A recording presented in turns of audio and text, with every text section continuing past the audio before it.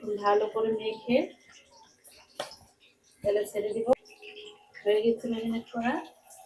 এই তেলে ভালো করে কষিয়ে এর জন্য কথাগুলো রান্না করে দেখতে থাকুন। তাহলে দেখতে দেখতে যাদের কাছে ভালো লাগবে তারা লাইক কমেন্ট এবং সাবস্ক্রাইব। এখন একটু পেঁয়াজ বেরেস্তা দিয়ে দিই। এই মাংসটাকে 1 ঘন্টা রান্না করব। 1 ঘন্টা ভালো করে কষিয়ে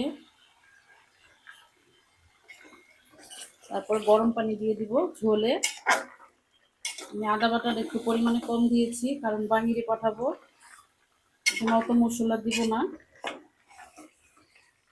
আমার মেয়ে ঝাল খায়, ঝালটা আমি পরিমাণ মতো দিয়েছি। এটা হলো রাজহাঁসের মাংস। দেখতে থাকুন, তাহলে দেখতে দেখতে ভালো লাগবে ইনশাল্লাহ।